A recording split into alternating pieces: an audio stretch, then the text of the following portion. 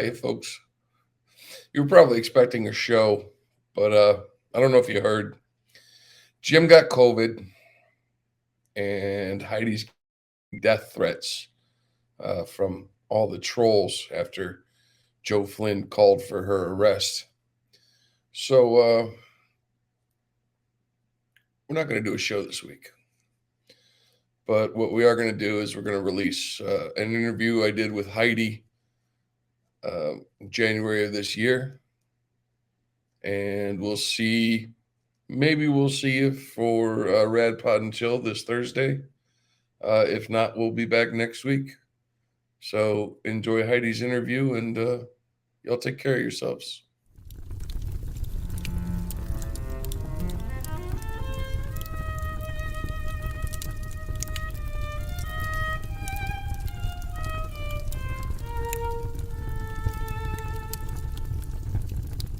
So Heidi, I've told my story. It's your turn. Let's talk All about your right. story. All right. All right. First, I just want to say that one of our viewers, Angela, is obsessed with my nail polish. So I broke it down for her, but then I found out her favorite color is fuchsia. In honor of Angela, I am wearing sparkly fuchsia nails. Sally Hansen, 2-in-1. There you go. I Shout love out our, to Angela. I love our viewers. Our viewers keep me going, man. They're so cool.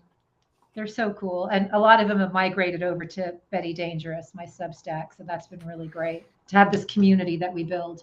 All right. So whatever. I'm better at asking the questions. I will warn you. Well, yeah, and I suck at this. I'm an IT guy, not an interviewer. So here's how we're going to do it. So Actually, I always believe that the best way to tell a story is to start from the beginning. So yeah. Heidi, tell us about you as a kid. Tell us about your folks. Where'd you grow up? What was All it like? right. All right. So, in brief, I was born in NorCal, San Francisco, Bay Area. San Mateo was the city, the peninsula, which got taken over by all the people that were trying to, put out of business.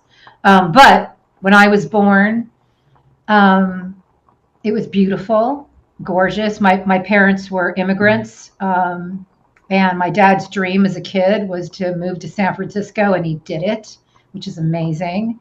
And back then, like people could buy the house, the 2-car garage on one salary. The dad could work, mom could raise kids, or the mom could work as mine did, and a family could make it. So it was pretty amazing.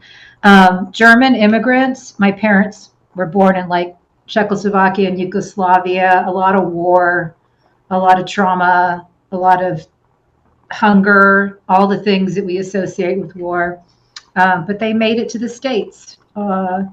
And so I bring that up because I think a lot of immigrant kids can relate to the kind of trauma that comes in those households because it was untreated back then, So that's part of my story. But I got to see the tail end of the 60s, and I remember it very well. I remember Vietnam. I always, as a little girl, had a bracelet for the POWs, and I felt very like connected to that in a way, even as a little tiny kid. And then I also went to back to Germany and Czechoslovakia when I was a little tiny kid, like in '69.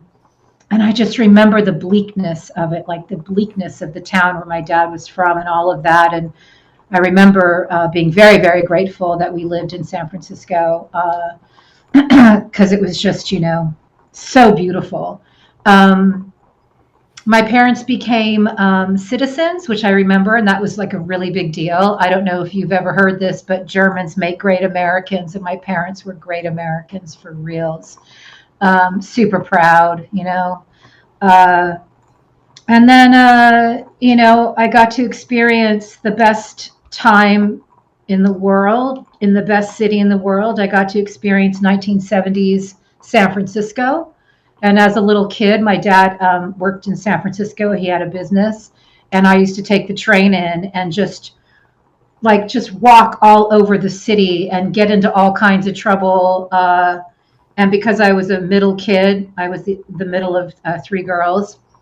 no one really cared what I did or what I was up to. I was like, middle kid gets ignored. So I was just like, I was in the city and I was just getting into all kinds of stuff. Like I would, it was still very much the Barbary Coast. It was still the wild, wild West. It was very gay and very joyful. And I used to like, dance, um, at a place called the Stud, which was like a legendary, probably still there, like a legendary bar, gay bar, like a leather bar. But I was like this kid with braces and Gloria Vanderbilts, and I was like strutting all my moves, and they loved it because I was just so happy, like, oh my God, it was just so great. And the gay scene was a part of my story because my mom took me to the gay parade every year in celebration, like she dug it. And so that was very, very cool.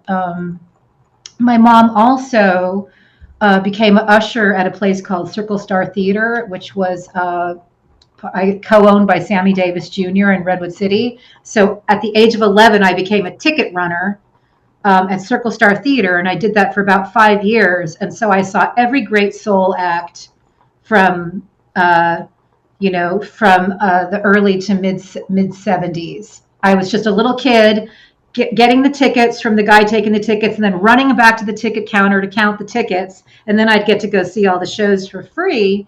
And I'd always be like 5 minutes late because we were still taking tickets, which is funny because later on when I became a nightclub writer and a music writer, I was always 5 minutes late for everything. So I carried on the tradition of, never being on time.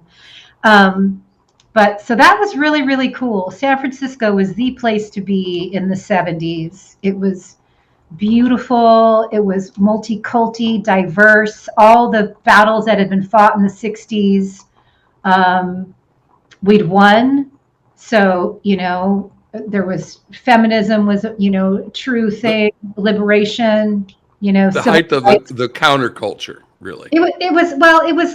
It was kind of even beyond that because yes, as the counterculture was going on, but really by 1969, Manson killed it. It became very dystopian. The Vietnam War was just like really, really raging and gnarly. And 69, things kind of turned dark. But what happened was the 70s was a new liberation. So out of the counterculture movement came that very liberated era, of just anything went. I mean, and it was nuts. Like as a kid, I just remember I'd be in San Francisco, I'd be lost, and I'd be flagging down a cop to try to figure out where I would go. But it was always like some guy in chaps and leathers, like you think of with YMCA, and they'd always be like, "Here, kid, here's where you need to go," and I loved all that. It was really fun. And then, of course, there was also a budding punk scene in San Francisco. And I do remember, being backstage at Mabuhay Gardens at 15, drunk out of my mind, not knowing anybody. I was always, lit usually. And just having a great time. I believe I might have seen Social Distortion the first time there, but I have no memories of that period that are particularly accurate. I have a few memories that were accurate. Let's call Mike sometime and ask him. Actually, that is like one of the sorrows of my life was I was supposed to write Mike's book, Social D's book, and that's a story I'll tell later. But it's better to read your own contracts. Let's just put it that way. Fair enough. But I did write a little vignette in my Betty Substack about, when you were a kid in the 70s and it was a wild, wild West, they'd flag you into any strip bar, right? It's like, right. Come on, no cover, and I'm like already like just a wild kid. And then there'd be like a 2-drink minimum, and I just remember going to this one gnarly strip bar. There was just a sea of tourists. They were Japanese men sitting around, and there was a broken down stripper. Like she was just like so broken down. Like, it was the saddest thing I'd ever seen. I was so sad. It was like they were looking at her like some kind of like science project, and I was looking at her like, what happened? Like, what turn in your life took you to this destiny? And that was just the kind of stuff that you would get into as a kid in San Francisco in the 70s. So, it That's was fun. identical to what I got into in New Orleans in the I 90s. bet. Yeah. I bet. Yeah. I bet. I bet. Yeah, I bet. Good times. All the while, time. though, I'm a Catholic school girl, an overachiever, 8 years of Catholic school, winning awards in religion, always a good writer, a poet, like, a nerd, of course. And my Catholic school was dope because we had people of all ethnicities, a lot of first generation immigrants from every single country represented. And so it was very much like a United Nations between like 30, 40 kids. And a lot of us are still friends now. So that was fun. Like, nobody was the dominant group at my Catholic school, which was really cool because it was kind of like everybody just had to get along. And for the most part, we did. Then went to a public high school where I continued to be like a super rebel wild kid on the DL, but an overachiever publicly, tennis team, badminton team, student body government, homecoming queen, first runner up, like that kind of stuff. Like, I was the first princess, homecoming queen. So, I mean, it's funny because it's like, you look back and you're just like, what happened? Wow. But yeah. What the hell was that? I think the only reason, honestly, there's might be one reason. Well, my tennis partner won homecoming queen, but there was a big scandal around that.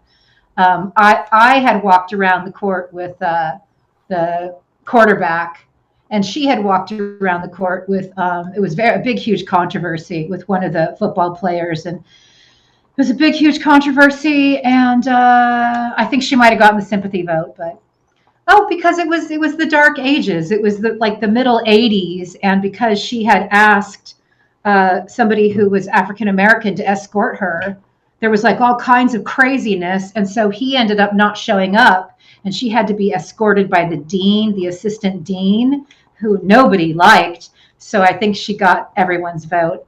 And then I came in second. But I don't know if that's true. We'll cut that in post.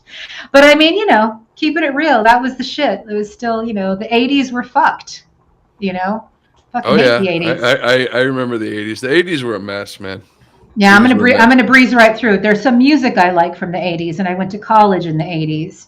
I graduated. Where'd you go to college? Well, I started at UC Santa Barbara, which was too close to the ocean, and there were too many foxy surfers, and I was very distracted. And then I transferred. It's true. Between the water polo players and the surfers, I was like, I am not going to get shit done here. And so I transferred to UC Berkeley, where there were no surfers. And if there were water polo players, I didn't meet any of them. But I did meet a baseball player who was on an ROTC scholarship, and he was the very last jock I ever dated, because he would say things like, "You use big words," I was an avid reader. I mean, I read from the moment I could breathe. I don't know how my mom always pushed books, but I just taught myself to read, and I read everything. I was reading everything. I read everything you could imagine when I was a little kid, all the Greek mythology, everything. And then, of course, because of my career as a ticket runner, I listened to all kinds of music, but mostly Earth, Wind, and Fire, like just on heavy rotation. And I think Earth, Wind, and Fire got me through my childhood because there was a lot of, it was tough being a immigrant daughter, from a terrible war. And by the way, I was called Nazi all the time because I was German, which I did not appreciate because I was not a Nazi. But I did want to learn a lot about World War II, so my relatives would come over and bring me books. And in Germany, they didn't censor anything. They wanted people to know what happened. So I would get these collections of books that were like horror books because they would have the real story and the real pictures and the real visuals. But I wanted to know. I really did want to know. So, yeah. Generational trauma is generational, huh? Yeah. And I didn't have words for generational trauma until about a couple of years ago when I first heard it. And I was like, oh, oh, Oh, oh, oh, that anxiety that I drank over for 30 years, that stuff. I worked it out. yeah. Fair enough. Fair enough. I worked it out. Yeah. I worked it out. So you went to college. Then after Yeah. college, what'd you do? I'm trying to think if there's anything I should mention in college. UC No, Berkeley was UC Berkeley was dope, and it was the apartheid period, and it was my graduating class that got our school to divest from South Africa, which was a big deal. Um, and I was living like a block away from where Patty Hearst had been abducted, and I remember that. I had a friend whose mom sat on Patty Hearst's trial. So anyway, Berkeley was cool. I loved it. I pulled a great prank on my way out the door. I masterminded a prank for the big game where I came up with a strategy that we were going to pretend that all the bathrooms weren't working at Stanford because that was our arch nemesis. And my dad actually had a print shop in San Francisco, so he printed all these bumper stickers that said, "Major plumbing overhaul, do not use Acme Plumbing, Palo Alto, California." So I was a little sister of a fraternity. I got all the guys to get in on this with me. We drove to Berkeley, to Stanford early in the morning. We worked in teams of two. We covered every single bathroom, and nobody could use a bathroom the day before the big game. And we made the news. It was awesome. Heidi, Yeah, you ran an op. I Good did. for I did. I you. did. I Good for did. you. I did. I did. And the fact that my dad was in on it, he just heard that I was going to pull it, and then my dad called me up the night before, and he's like, "Be at the shop at 6 a.m." In North Beach, and so we had them all, and it was really really great. And it was the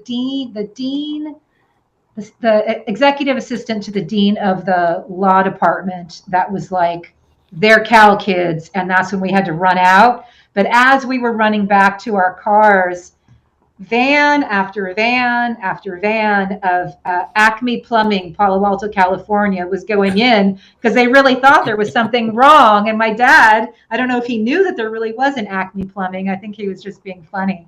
But so, yeah, so that was the one highlight there.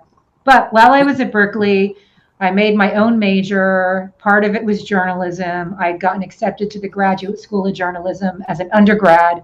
So I took all the courses I could take except television because television was too lowbrow. Mm-hmm. What's that Russian word? Zomboyashka. Yeah. So, yeah, Whatever it was, the it wasn't zombie going to be for box, me. right? Whatever it was, it wasn't going to be for me. I was going to be a print gal, and I was. Yeah. So you went to print. Yeah, I went to print. I started. I was trained by like a New Yorker profile writer. He was also my tennis partner, and I was also trained by my thesis advisor, who was an incredible Shakespearean professor. So I had like a really solid literature foundation and a really solid journalism foundation. And then my other major was German. Um, and I got a job working at a bookstore right after college. And you can imagine how proud my parents were after putting me through college to get a job at a bookstore. But it's like a little breather. A friend of mine showed me an ad in a paper, looking for a Fortune 500 writer, entry level, and I applied, and it was in LA. And I had interned for a brief time working for Chevron's corporate communications, and the job I got was for Unical. So my very first job really was working for Union Oil and writing bullshittery. And if I'd stayed there, I'm sure I'd be retired. But instead, I got out as quickly as I could. The one good thing about it was I learned how to be a really good copy editor. Mm-hmm.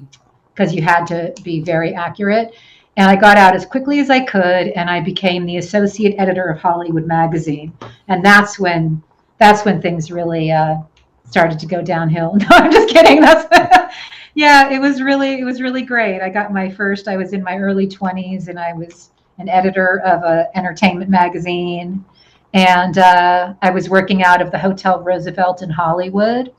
And we had Cabana Number 9 was my office overlooking the David Hockney pool, and that was cool. And one thing I will say is I was a very serious person, always, like pretty damn serious. So like I could have stayed in the hotel, I could have swam in the pool, I could have taken advantage of all this stuff, and I just never did. Like I didn't swim in the pool once, I didn't stay in the hotel once. I just worked, and that's my story.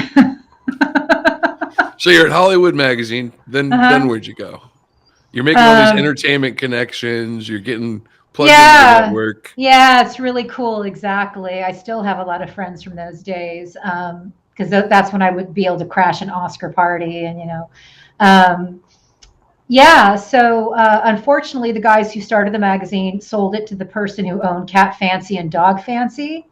And we didn't fancy him, and he didn't fancy us. So they shuttered the magazine, one in a long line of cheapies. They shuttered the magazine, and I was with a very literate boyfriend at the time, and reading a ton. Like, that's a big part of my story, too. Reading Bukowski, reading Kerouac, reading John Steinbeck, Fonte, Joan Didion, I could go on. And I decided we were going to tune in, turn on, and drop out and go back to San Francisco and just sort of do a little bit of a beatnik palate cleanser. And that's exactly what we did. Moved back to San Francisco, lived in the Fillmore, worked a couple, small jobs just so I could write. And that's when I started writing for BAM Magazine and San Francisco Weekly, and I think Entertainment Weekly. And I just wrote about this on Martin Luther King Jr.'s birthday. I wanted to write something beautiful. And the best thing I could think of was how one day when I was walking my Boxer down Fillmore, I walked into a Black-owned bookstore and bought the autobiography of Malcolm X. And that changed everything. That changed the trajectory of everything. I didn't necessarily know where I was going, but because I was reading that book, when I saw Ice-T and Body Count play for the first time at Lollapalooza, I knew his words and his music was part of a movement and a revolution, and I decided I was going to write his book. So there was a little bit of drugs involved, a little bit of Dante's Inferno involved. There was a bunch of stuff going on at the time, but how it came to pass was I was walking down Fillmore, very intoxicated, walking my Boxer after seeing Chris Isaak play at the Warfield, and I ran into these two guys. One of them was named Darius. They both had the names of princes, which I thought was cool. And one of them was like, "Do you want to go to Lollapalooza tomorrow?" And I was like, "Yeah, yeah, I do." He was a beer distributor for Budweiser. And so he had damn near front row center seats. So I showed up with my then boyfriend, which he probably wasn't thrilled about, but that's what happened. And saw the very first Lollapalooza, which was mind-blowing. But what stayed with me was Ice-T's performance. And again, I was in the middle of, or had just read the autobiography of Malcolm X. And so it was kind of like, wow, you got to understand, this was the era of the hair bands. This was like 91. Vapidity still reigned supreme. I had lived in LA during the tail end of the 80s when you could not get away from, hair bands. Guns N' Roses was super, super huge. And I appreciated them later. I didn't appreciate them then because I was living in the Hollywood Hills at that time. And that was just the soundtrack, and you could not get away from it, at all. And I was kind of like an alt, an indie alt girl listening more to REM Billie Holiday and a lot of Charlie Parker then, and it was like, you just couldn't get away from it. So later on, I appreciated it, and I also became friends with, their bass. All the bass players are always my friends. I'm always friends with bass players. So anyway, so I pursued writing Ice-T's book, and I did. And that's quite a story in and of itself. But suffice it to say, I did a cover story on him for BAM magazine, and pursued doing the project like a pit bull because I just knew it was very important.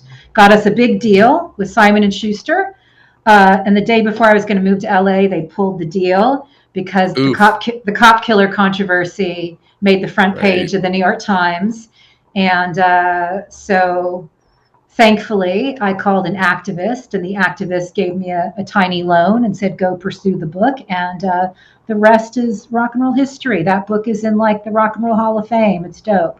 We got the book done. That's what matters. So you wrote Ice-T's book. Yeah. What other? Let's talk more about band books. Okay, so I wrote Ice-T's book, which was awesome. Right.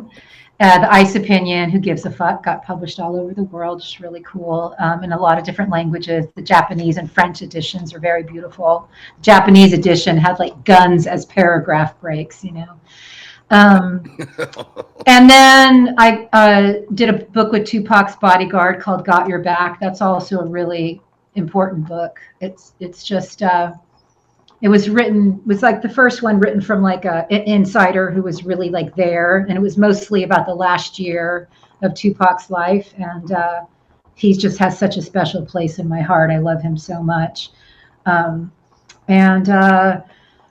And then I wrote Sublime's book, Bradley from Sublime. That's a very beautiful book, Crazy Fool. We did a small print run. It's kind of like an iconic indie project. And that's my books would take a whole other thing, but that's a very cool story. There were so many things about it. I'll just try to give you a quick snapshot. I get a call from my friend who's a publicist, Eric Stein, who says, are you interested? Well, 40 Ounces to Freedom had been the cassette that never left my car. It was like I was always listening to 40 Ounces to Freedom. So yes, I was interested. And we all had the same friends in common. I was living in Hollywood again at that time. And by then I was writing for the LA Times. So we all had the same friends. But Bradley's crew is like a tribe. And I wasn't a part of that tribe, even though I was connected through their whole group. I wasn't from Long Beach, the number one. And even though I was doing the book for Brad's dad, Jim, who I love so much, it still was like there were still barriers. So I literally just had to like throw it out to Brad and just say, look, do you want me to do this book? Because if you want me to do this book, you better give me a sign. And the very next day, I'm in Palm Springs at a Katie Lane concert, and Barry Manilow was there. And why that matters is because Brad loved all music. So he would have dug the shit out of going to a Katie Lane concert with Barry Manilow in the house. But while I'm at this venue, a publicist who I'm friends with walks over and gives me, we'd actually met her earlier for dinner, she gives me a 40 Ounces to Freedom OG bottle that Brad gave to her for working on 40 Ounces to Freedom, doing some PR for it. She's like, hey, I heard you were going to do Sublime's book, so I wanted to give you this as a gift. And I was like, wow, okay, Brad, I guess I'm doing your book. And so from that moment on, the seas parted, everybody cooperated. And one more quick story about that, which is very cosmic. I was interviewing an art director because I decided that we lived in a post-literate world and I wanted the book to be very visual, very beautiful. And an art director showed up and he was fine. He was working for a magazine of somebody I was friends with, and very clean style and all of that, nothing to do with him. But I just wanted it to look like the music. So right as that art director is about to show up for me to interview him, I get a knock on the door, and the knock on the door is a package, and it's a book being delivered to me. And as a writer, you get all kinds of music in the mail all day long. And this was a book about the first guitarist for the Red Hot Chili Peppers, Hillel Slovak. The book was called Behind the Sun. And I start flipping through the book, and I'm like, this is what I want the fucking book to look like. This is what I want. It was visual, every page visual, right? And then I get to this one page, and in the corner of it, it's just a dirty ass tube sock, a photo of just a dirty, stanky, janky tube sock. And I could smell it. And I was like, this is the art director who's going to do the book. And sure enough, that art director did the book, the Sublime book, and he also did the Warped Tour book, which was the one I did after that. And I was just flipping through the Warped Tour book yesterday.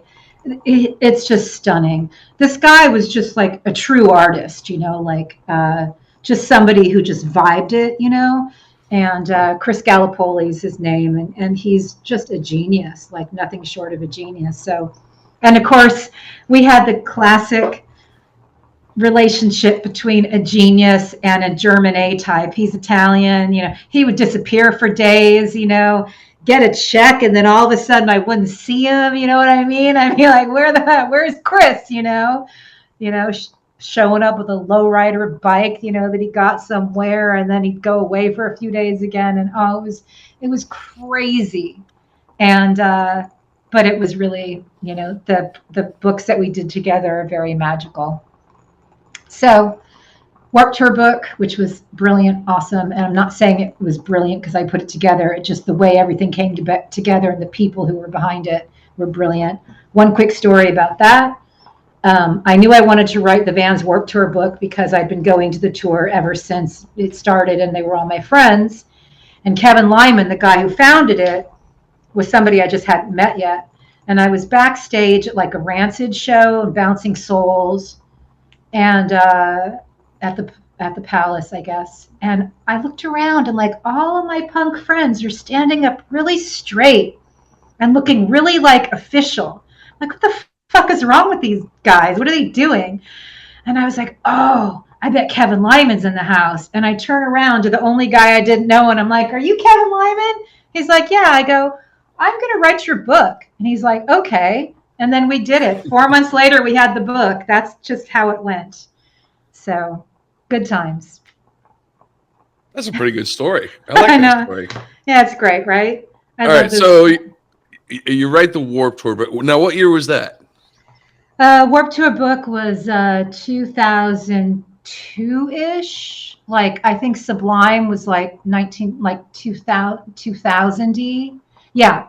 So I wrote the Sublime book around 99, probably published it in 2000, end of 99. Then I did the Warped Tour book after that. So probably published it around 2002. Yeah. So at this time, you're also still working where? So I called in a citizen's tip when I was living in Hollywood to the LA Times because I found out that the rapper Paris had to pull all of his albums because I think it was fallout from the cop killer controversy or something. There was something that he had done that was controversial. And because I was writing Ice-T's book at the time, because I'd moved back to LA to write Ice-T's book, they thought I knew something about rap, which I did not at that time, but I knew a lot about soul because I'd grown up going to soul clubs. So I was like, I get it, because they're sampling all the music I grew up with. And so I became a music critic for the LA Times, like immediately. And then because I was the youngest music writer, they gave me the club column because nobody else wanted to do it. And it's funny because even though I love music and I grew up going to shows, at night, all I wanted to do was a crossword puzzle in solitude. That was me. And read a James Ellroy book. That was me. And I had to become the club girl. And I did. I became it. And when I started the club column, it was after the riots. Nobody went out. The scene was dead, and we rebuilt it brick by brick. Every week I'd find something else cool that was happening that nobody knew about, and we rebuilt it. And my deadline was Tuesday, so I was always out Monday night, and it turned out Monday nights were the night to be out. So that column ran for about 15 years, and I made a lot of friends, and it was pretty fun. So during that time, I wrote all those books. And then in 98, I called in a citizen's tip to Fox Undercover because they were ripping, Ralph's was ripping people off on the price of bologna. So let's say there's bologna advertised for 99 cents. And you think you're buying the 99-cent bologna. What Ralph's would do, it's a supermarket in LA, what they would do is they would move in other bologna that looked like the stuff was on sale when they were out of the stuff on sale. So at the register, you would be paying $4 for bologna. And this pissed me the fuck off, right? And it happened to me multiple times. So I'm like, I'm going to call Fox Undercover because this is a scam. And turned out the producer of Fox Undercover used to read my nightlife column so he would know which clubs were cool. And he had me start writing news. And that began my illustrious career working for Fox Undercover. Bologna took you to the belly of the beast. It did. It did. Bologna took me to bologna. Bologna to bologna. Yeah. You ended up working for Fox, KTTV, Fox 11.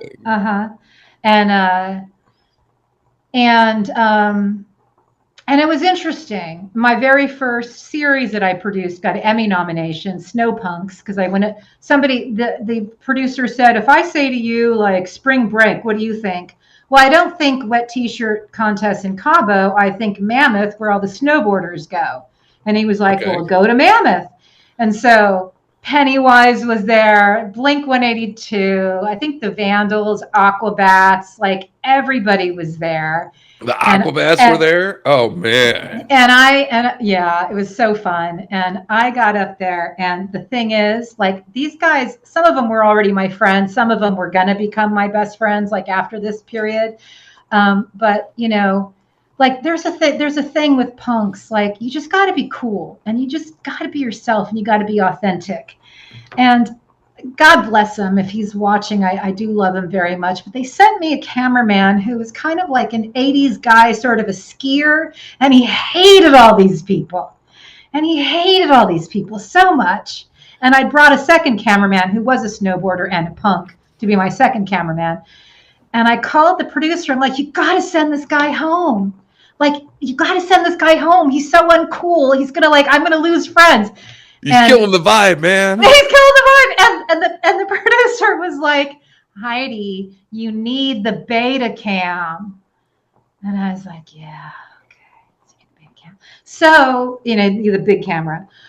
So the first half of the series was written by a veteran who was teaching me how to write a script. And it shows like a neo-Nazi in the pit getting thrown out. I was like, just move aside and let me do my thing. And that was my first Emmy nomination. And I lasted for about 6 months, and then I quit over a Teens on Meth story because they weren't listening to me. I was worried the kids weren't being protected. It was a really gnarly situation. And then... Well, if it bleeds, it leads, right? I walked out of the newsroom after 6 months with my finger in the air going, fuck this shit. And went back to $50 a month, you know, $50 a week album reviews. I think my hair turned gray overnight. And I was just so bummed because I was a good producer. Like, it was clear that I was a natural because I'd been a reporter for so long. And then I called my friend PJ Clapp, who everybody knows is Johnny Knoxville. And I'm like, PJ, can I start working with you on Big Brother or something? And he's like, Heidi, the entire budget for an episode is like $500. I'm like, well, that's not going to work, you know. And then he's like, just go back to Fox, but put your spin on things. And he's like, just go back and do you. Go back and do you. And I did. I called the news director and started working directly for him. And then I had a 13-year run after that. So about 15 years, you know, better part of 15 years. And there was a lot. 15 years you worked at Fox. Yeah, there was a lot of. Fox Los Angeles. I was an undercover producer, an investigative producer. If they needed me to be a consumer producer, I was a consumer producer. Whenever they needed ratings, I was the sweeps girl. I did a lot of punk rock. I did a lot of crunk. I did a lot of hip hop. I did a lot of whatever needed to be done. And And because I was doing the nightclub column at the same time, I had all these assets, like all these people, all this cool stuff. I did a legendary story on bouncers, just people getting thrown out at last call. I think I still have that on beta somewhere. I have all this cool stuff on beta, I got to get it dubbed over at some point. I used to walk around with those big beta boxes, like I'd have like 30 different tapes, that's what we did. Mm-hmm. Back in the day, huh? Now everything's digital, so yeah. I did know before I left, there was two things where I knew I was going to leave. First of all, I had a great relationship with my first boss and my second boss. My first boss pushed back from New York all the time. We were number one. They left us alone. So he pushed back from New York and we could kind of do our thing. And he was incredibly supportive. I did like a whole gang series. Like I just did really, but like in a cool way where it really gave people an opportunity to express their true stories. And like I was friends with all the guys that you see later, like Emilio from Sons of Anarchy. He did a Haunted Homies story with me one time. I was thinking about it. There was a lot of cool stuff that we did.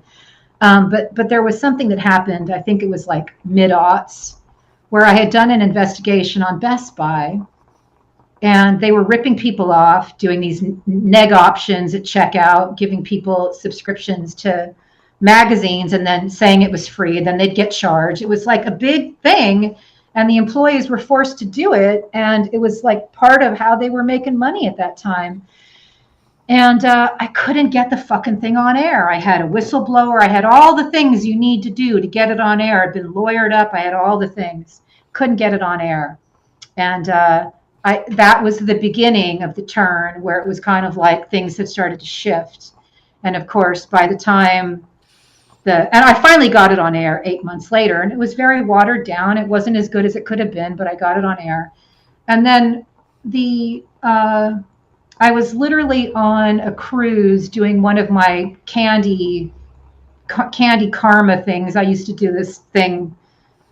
It involved Playboy mansions and cruises, and it was crazy. A candy cruise. I'll send you a photo of me at the candy cruise because it's kind of funny. I'm surrounded by all these. They used to fly all these beautiful women in from all over as part of a fundraiser, and it was really. I used to describe it like on the cruise. I would, there was a jacuzzi, and I'd be like, I wouldn't go near that even with a hazmat suit. That's the kind of craziness it was. That just sounds like blackmail central. It was not. It was. Well, I don't know. No, whatever it was. It was interesting. No, I'm paranoid now, so yeah, I know. Looking back, who knows? Who knows? But the mortgage meltdown happened, and so the TV news pie where everybody made too much money, not me, not the producers, but the anchors, that shrunk, and that was crazy. And then maybe it grew back to this, but a lot of things changed in news. It was the death of 1,000 cuts, and but what happened during that time post meltdown was the people who were producers, and I could produce circles, around most, because a lot of people were way smarter than me. They would just clock in, do as little as possible, and leave, And I was just like, no, I'm gonna do it. I'm gonna do it all, It's just I've always there's that overachiever again, right? I've always been a workaholic, and so what happened is that also led to opportunity, but it was also the beginning of the end. So the opportunity was that management change came in. He had already known that I was a overachieving workaholic who could produce anything, which was true. And so he put me on camera and let me finally produce my own stuff. The downside to that was that I was no longer under the radar serving, the anchors. Suddenly I was able to produce for myself. And so, yeah, that's when the machetes came out, and that's when I ultimately resigned from local corporate TV news in 2013. But I did get a great screenplay out of it called Zombie Newsroom, and it's always in various phases of development. But What happens in newsroom that is said straight plays as great comedy in a screenplay. So I'll just leave it at that. You were holding back on me What did I because you do? told me a story once and you skipped over it, and I want you to tell that story. I want you to tell me the story of ephedra. Oh, yeah, that's right. I got ephedra off the market. Yeah, well, there's so many stories like that. I mean, I worked. I raised two beautiful kids. I did a lot of things in that period. Um, yeah, so after my daughter, I couldn't lose the weight, and I went to Robex, and there was a woman hopped up behind the counter, just bouncing all over the place, bouncing off the walls, and I was saying, yeah, I went in for my wheatgrass shot, and like my carrot juice or whatever, and this woman was like, and I told her, or no, she said, oh, I just lost 19 pounds on Metababec, and she holds it up. I'm like, I'm at Robux. It must be a health food thing. I'll have some Metababec. And then I almost fucking died. I almost stroked out. Like I don't think I've ever quite recovered from taking Metababec. But it was the early days of the interwebs, right? When you can like go on and look and see. And I was like, I'm going to type in ephedra. What's ephedra? Because literally, I dropped so much weight so fast. But then I was like, my heart was doing some weird shit, head was doing some weird shit, and then I was like, oh, ephedra. You could drop dead. You could end up in a body bag. You could stroke out. You could have a heart attack. All this stuff. And I was like, well, what the fuck is this doing on the Ooh. market? What is this doing on the market? And this is just one little tiny sample of my life. I go to my boss. My boss always said he would green light anything because he just had a lot of faith in me, and I had faith in him. And it was so great having somebody who had your back. Oh my God, in a newsroom in particular, that's a good thing. And I just told him, like, we got to do something on this. He's like, go ahead. And I get in a car with my cameraman, and I tell him, and he's like, oh, my friend from college is an attorney who goes after those companies. So one conversation with my boss, one conversation with my cameraman, and we were on the road to Riverside to meet that lawyer who was representing a bunch of claimants against ephedra. That led me to Jackie Spears, who's still a friend now. She was a senator in California who was taking ephedra out, led me to Harry Reid, who you probably have heard of. And between the four of us, we got that shit off the market in an 11-part series on Fox 11. And unfortunately, a lot of people had to die, before that happened. But I will tell you, ephedra goes directly back to Orrin Hatch.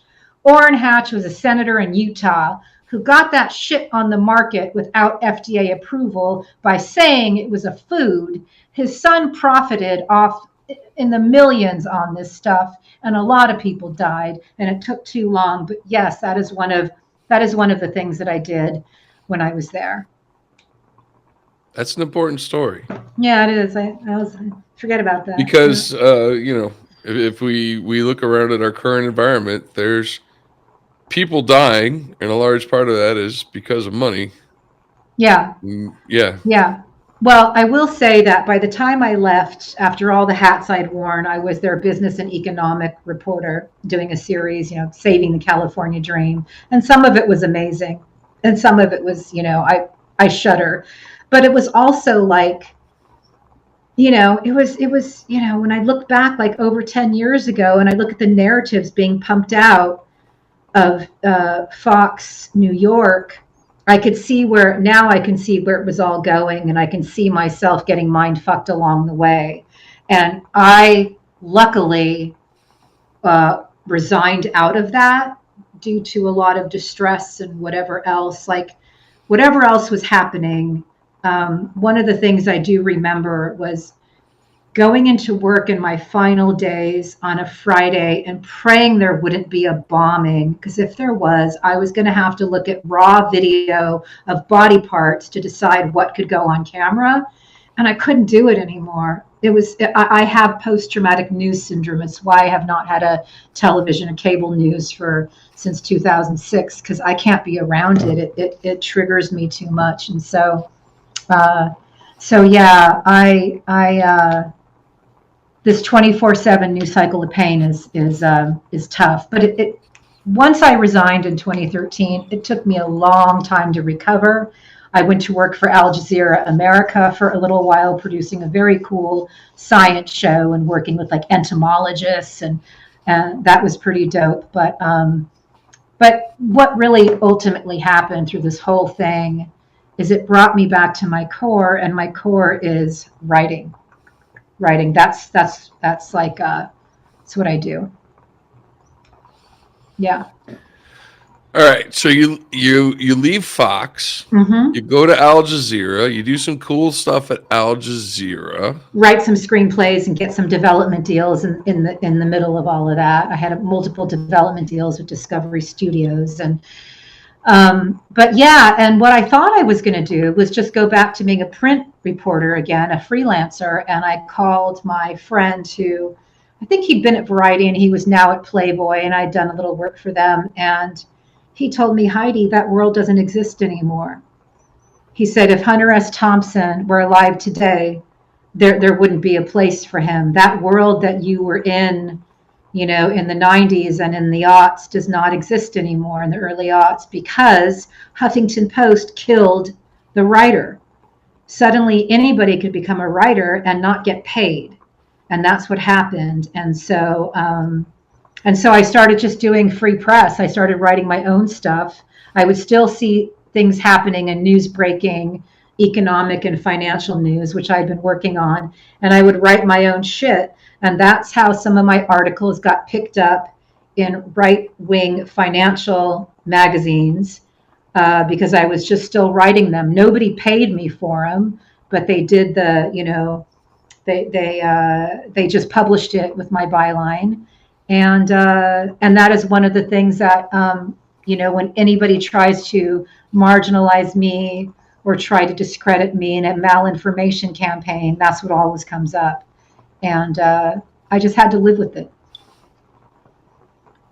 They don't go, oh, she wrote Ice-T in Tupac's book or Sublime's book, or did any of that. It's like, oh, here's an article, in Here's a single article from Breitbart. Yeah, from like 10 years ago, or from I forget what other one. There was like a public something or other. But so they try to paint you with this like ridiculously broad brush that, oh, she's a right-wing propagandist, but in reality, you were doing a lot of cool stuff. Yeah, and some of it wasn't cool, I'm sure, but it's like, I don't judge people on an average, like I look at what their best stuff is, and put it this way. We live in a time where we are continually under assault, and that is why we do what we do, because we are in defense of truth. And the malinformation campaigns, which I learned a lot about, and particularly active measures, I think the film did a really good job of showing how that's done. One of the ops they run is to try to discredit you from the tribe that you are with. And the tribe that I am with, and the tribe that I've been with ever since I pressed send on my first anti-Trump blog in 2016, is the tribe of the real resistance, the tribe that is trying to continually investigate all the corruption that a lot of what we see is cover for. So a malinformation campaign takes a piece of truth and then tries to use that to discredit you. So the tribe you're with kicks you out of the tribe because they think you are inauthentic. And that is a very real op that's been run on me multiple times. And I'm hoping that people are getting savvier to it now. But I honestly, it's kind of like I don't give a fuck anymore. I just keep doing the work. The people that I work with, you and Jim, and the incredible team of Byline Times and Byline Supplement, that's my family now. And the greatest joy I have right now is having built my Substack, and I've got a captive audience now of 600 people and growing every day, who, read my work. So many of whom actually support my work. So I'm at the point. I'm at the point in understanding of what these people do, to the point where I don't want to build a tribe, because if you build a tribe, they're just going to try to infiltrate it and destroy it. yeah, I'm But I seeing will say, that. I will say this, Heidi, you and I are marching in the same direction, and we're going to war. Yeah, every damn day. All we need is everybody to march the same direction. You don't have to agree with 100% everything, but you do have to stand against the fascists that are coming for us, I think. Yeah, yeah. And what's beautiful about having reached across the pond and created allies in other countries, particularly the UK, um, is that we are forming a very strong, strong group. And we have all been the targets of these ops. And so, in a way, we are not only war veterans, we are like our own army, like our own crew. And what's very important about that is my daughter, who's a really brilliant poet, she interviewed Jane Fonda for a film that she was a part of. Um, and Jane Fonda said, you got to work in tribes, you got to work in groups, don't go it alone. Because what happened when she went it alone? They're still calling her Hanoi Jane today. Like, she got Hillaried a long time ago. And, Right. whatever, I'm not here to, to rehash that. I think she's atoned for it many years ago. But the point is, I heard that because at that time I was about to become targeted for the first time by these fuckers, and I got hit alone. And when it happened to me, I had like two friends who stayed by me, and that was it. Everybody left when the first malinformation campaign was run on me. And And when was that? 2018. 2018. What happened in 2018. 2018? Well, let's go back to 2016, right? I'm Sure. happy. I'm happy. Just bought a beautiful new home in a beautiful, dreamy area. Kids are doing great. Everything was lovely. And then I find out that Trump's going to win the election. And I found that out because my mentor, who taught me how to be an investigative producer, told me he's going to win. And he was right about pretty much everything. He was only wrong about Kid Rock and like one other thing. And I realized he was going to win. And so that's when I was like, holy shit, I've been asleep at the switch. I have got to like get back in. I'd already tapped out of news. I was in development. I wasn't going to get back in. And you can take the girl out of the newsroom, but you can't take the news out of the girl. And I started firing off. I called my then, partner, and I said, look, I'm going to press send on this blog, and I need to know that you have my back. And he's like, go for it. Well, he did not realize what that was going to mean. I went from being a pretty popular, media personality in LA to fucking crickets. My first anti-Trump blog, where I said what really was going to happen and the media's complicity, it was like crickets. And it was called Douchebaggery and Other Things I Resigned From. I knew Trump was a veteran con man because I had produced stories about him. I knew that he was a Ponzi schemer because I had produced stories about the victims of his Ponzi schemes. I knew who he was. I had been reporting on and around his schemes and his scams for years. And more than anything, I didn't want a guy who rated women on a scale of 0 to 10, like the Lakewood posse, to be a president, okay? Because I had a daughter, and that was not cool. And so that happened. And because I have a media reach and I know all the media in LA, I have a voice. And I use Twitter as the platform to get that voice out. My voice got louder. It became an obsession. I investigated the fuckery of the Trump era 24/7. And I did a petition, a move on petition to get to force Congress to forced the Trump camp to reveal all of their ads, because I wanted a side-by-side comparison with the Russian ads and the Trump camp ads. I was investigating the shit out of Project Alamo. I was obsessed. I was using everything I could, to investigate what had actually happened. And so I think that petition was signed by hundreds of people all over the world. Everybody wanted to see those ads, because those were the ads that they used to suppress the black vote, to suppress the millennial vote, to make people think that Hillary was as bad as Trump. They ran it on the left, right? And I wanted to, because Hillary only lost by 70 million votes, and I knew it was a theft. I knew that something happened that was historically wrong, and obviously the rest is history now. But what happened is that by 2018, so first of all, when you become a member of the media who becomes public about your politics and your work, because it was beyond staying silent, it was beyond both sides shit. No, our country was under attack. I had knowledge. I knew how to investigate. I wasn't going to just sit around and pretend, here's what, the truth is, and here's what a propagandist says. Fuck that. No, we have to tell people what the truth is. So old style journalism was failing everybody, and probably intentionally. But bottom line is that I became absolutely unemployable in my field. And I finally got a job working as the director of PR for a congressional candidate who was aiming to take Dana Rohrabacher out of Congress. He was Muslim American. He was Muslim American. Putin's favorite, huh?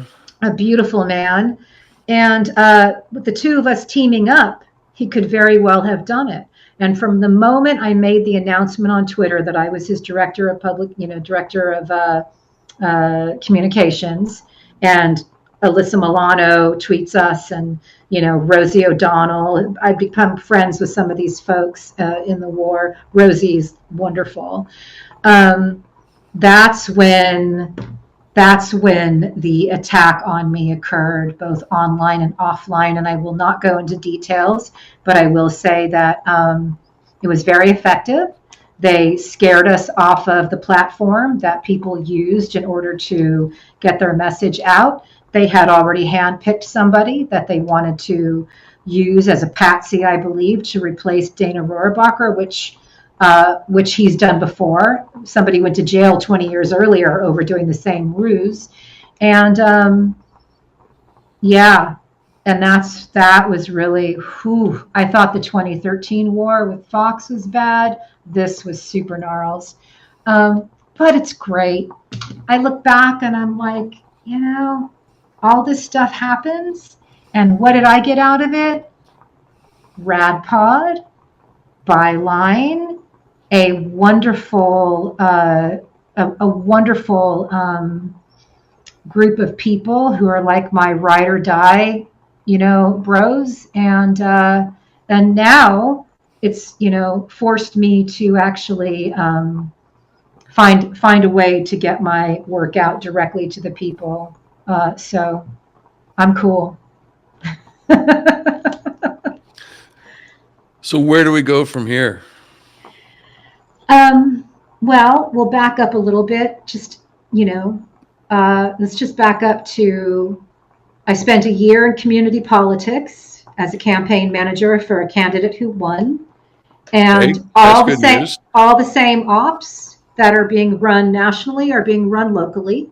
So that's why I did that story that I just did for Byline, the rolling insurrection, so everybody could see what's happening and not be broadsided to how much Russia has infiltrated every single facet of our political world, and also attempting the same stuff globally. And then I think it's very important just to say that I met Jim Stewartson, I guess it's going on 2 years now, a year and a half ago. His work was incredibly important. I did an interview with him that was incredibly important. I've always believed in Jim and his work. the op that's been run on him that is ongoing only exposes the people running it more and more every day, as Jim has managed to weather the attacks and prove that his work is absolutely vital to our understanding of the radicalization engines. And I knew that Jim's work was cool and my work was cool, and I'd become friends with you, and you were cool.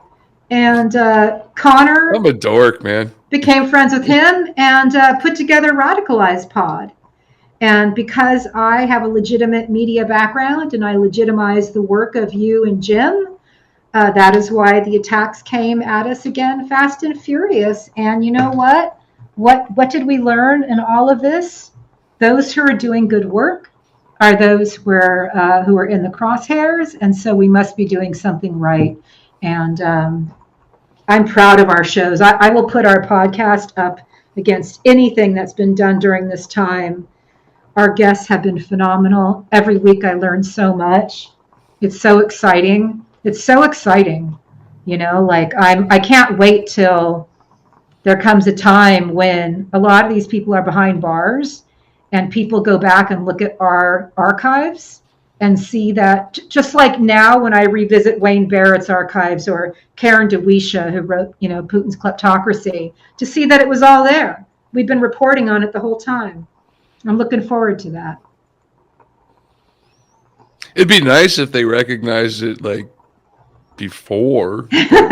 Sometimes that happens, sometimes it doesn't. But when I'm recording with you guys, especially with my rock and roll background, I'm just kind of like, that's Frank Zappa right there. Like, I know how iconic you guys are. Like, I know how iconic our show is. And what's exciting, I don't know what it means with Jim being back on Twitter, but I do know that what it means is that suppression that our show's been under has lifted. And we are getting numbers that we haven't seen since we launched. And, just the amount of, what used to be called fan mail that comes in, on DMs and messages. And it's very encouraging. Yes. Jim is back on Twitter, but I don't know. We're still in a war. That's still a battlefield. Oh, yeah. Well, like Jim said, we're behind enemy lines. But, I just keep doing the work. I look at it like it's just like what Keir Giles said, who was our guest a couple episodes ago, who wrote Russia's War on Everybody. He dedicated the book to Vladimir Putin because for 20 years he's been writing about this stuff and people are like, no, I don't see it. Now everybody sees it. More and more people see it. And so where people might have known that Musk was a Russian, asset, they should know by now. Where people might not have known that Donald Trump was a Russian asset, a lot of people do know by now. People might not know that George Santos is a Russian asset. Well, they're starting to figure it out. These things that seemed so strange because America wasn't used to this, if it was happening in Honduras, if it was happening in, Moldova or something, people might understand it. But because it's happening in America, they're a little slow on the uptake. It's now pretty freaking obvious what's happening. We are a target nation of cognitive warfare. It is attacking the human brain. We are continually under attack. And people like me and you and Jim, we let everybody know it's happening. And so I think that the ripple effect is happening. It's echoing out there, and people are becoming more and more informed on this war. Well, that's our job, isn't it? To let them know we're at war. Yeah, we are at war. And I got to say, as hard as this whole thing has been, I love you and I love Jim and I love working with you guys and I love all the art that Sean has brought to our show. And I love the team that I work with in the UK. And quite frankly, I feel very fulfilled every day and every night because I got you guys in the trenches with me. Do you ever worry about it? I think about it sometimes. If there's one thing we know about Vladimir Putin, he does love killing journalists, doesn't he? Yeah, but I also knew when I pressed send on my very first blog that I was willing to die for my country. And I realized that I've had a good run, you know? I'd prefer not to because I feel like I have so much work to do, but I'm not in control of that. And I also feel that the more public we are with our work, that's why I don't, people who don't write under their names can just, they can all fuck off. Like if you're a real journalist, you're writing under your fucking name. You're not hiding, under a rock. I'm not talking about the work that you do and why you have a pseudonym. That's a different story. You were using your skill set. You don't come from a journalism background. You come from that technology, cyber trolling background, which is a different skill set. It's turned you into an incredible news producer. But for somebody like me, who's been a reporter since the mid 80s, it's like, nah, man, I'm not going out like a punk. I'm going out with who I am. And people tell me, oh, it's like, no, I have to do this work. And just yesterday, I published a book. It's my first, I call it, a news porn novella. And someone was like, oh, put it under a different name. I'm like, why? How many, local Fox, producers who are punk rock are going to be having, dating drummers from punk bands? Like there's one, it's going to be me. So you just got to own it. And I think that's part of it. You got to own it. We own it. Got to own it. And so, and I also think that authenticity, just embracing your shit, I think that's part of what's made us very effective in this war. None of us are trying to say, hey, this is a great time and we're getting rich and there's no pain. It's like, no, man, this is hard. We're not getting paid and there's a lot of pain. But what's the option? To sit around quietly, while the world burns around us and our children have no hope for the future? Fuck no. It's not an option. Not going out like a punk, man. That's right. That's right. And I would like to say on the subject of real names, I did, in my holiday interview, I did use my real name. Yeah, well, the only reason I don't use it all the time. Yeah. Well, the trolls already chased me out of one job. I'm not going to let them do that again. Yeah, I was thinking about that. I was thinking about how I do look forward to the truth and reconciliation part so I can send a bill to everybody who has made an effort to cause tortious interference to people like me. That's one of the things they do. They try to harm you economically. And again, I find a lot of comfort in knowledge and doing the work, knowing the work, seeing how it all comes together. And every day, every night, that's what I'm doing. So I'm very aware of how these things go. So it's kind of like, I see it, I see right through them, and I'm going to keep reporting it. And I'm going to get louder. I'm already really loud and I already have a global reach. I'm going to get louder. Just, look out. Yeah. Let's just get loud. Yeah. So we should probably, well, you know what we didn't do? What? Let's see. All right. Just hold it for a minute because I'm going to read this because I think people need to know this about you.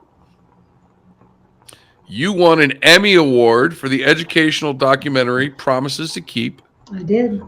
You were a #1 Amazon best-selling author for A Wretch Like Me. True. You won a Golden Mike for investigative reporting on teens and steroids. Word. And you won a director's award at a film festival for Rigged, A Tale of Corruption, which I have not seen, so you're going to show that to me. It's great. It's hilarious. Show that. You're going to show that to me? Yeah. All right. Yeah. You're no fucking joke. You're solid. Yeah, I guess. Sure. Yeah. Yeah. No, you're solid. Yeah. Yeah. So anybody who wants to attack you with some old bullshit. Yeah. Sorry. Listen, if they're not in this war, if they're not attacking you, it means that you're not doing good work. So we do good work. We do good work. We do good work. Yeah. Anything else you want to say before we wrap it up? I guess I want to talk to the silent people. I know why you're silent. I know there's a lot of fear. I get that. It's real. It's all real. Um, but if you don't get loud and join us, um, we have no hope. So the silent people have to, uh, they have to get loud too. And it might look different. It might look like supporting people like us. It might look like, working in their community, talking to their neighbors about what's really going on.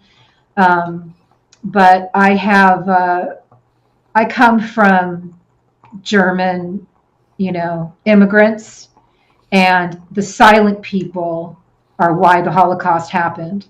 So if you're silent, um, you may have to live with the worst outcome. So that's all I want to say. We could use people getting louder. Getting Loud with Heidi Cuda. That's the show, folks. Thank you. Good times. Good times.